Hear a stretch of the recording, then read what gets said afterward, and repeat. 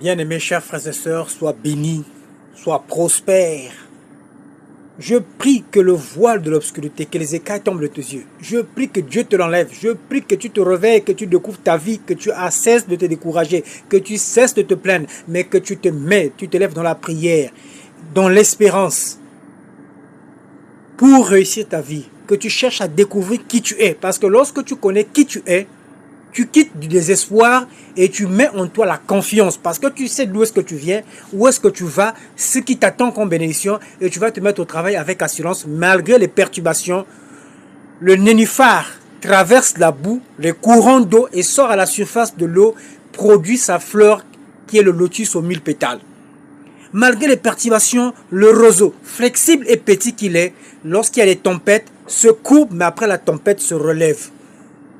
Tandis que les baobabs tombent.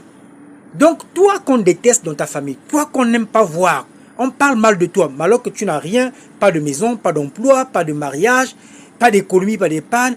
Pour manger, tu as des problèmes. Mais ceux qui te critiquent, ce sont parfois dans ta famille des gens riches. C'est-à-dire qui ont les voitures, les maisons, qui ont construit, qui voyagent, qui gardent des millions. Et quand tu leur demandes parfois un service, pour te le donner, il faut même jeûner et prier. C'est-à-dire ils vont réfléchir, ils vont te faire tourner ou t'exploiter d'abord avant de te donner les minimums. Et même lorsqu'ils te donnent leur argent, ils boudent, ils parlent, afin que tu ne fasses rien avec. Tu sais pourquoi? Leur richesse est une richesse basée sur la sorcellerie, basée sur les sectes.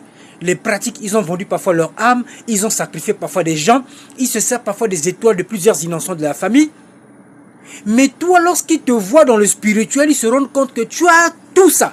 C'est-à-dire que la richesse, l'argent, les postes de responsabilité qui t'attendent demain sont passés par les voies occultes et sataniques, sans sacrifier, sans manger la chair humaine, sans boire le sang humain, sans aller faire des alliances ou participer avec des démons ou des esprits maléfiques, sans rentrer intégrer des loges sataniques. Toi, Dieu t'a donné ça de manière naturelle. Et ça les énerve, ça les dérange.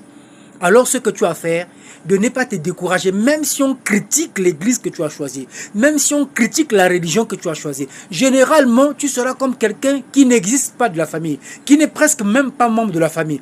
Mais alors que tu portes leur nom, alors que tu es un enfant de leurs frères, de leurs sœurs, de leurs cousins, cousines, oncles, grand-père, grand-mère, tu es membre de la famille, mais tu es comme un homme à part. Ne te décourage pas. Fonce vers ta destinée. Reste attaché, fidèle à ton Dieu. Quand le moment viendra, Dieu va balayer tout ce chemin-là. Et tu vas voir comment ces gens-là vont se fracasser. Parce que leur fin, c'est quoi? C'est des paralysies, des maladies bizarres. Je suis apôtre, homme Kétan Simplice, du christianisme ancestral. Je réponds aux 77 86 48 52, 77 86 48.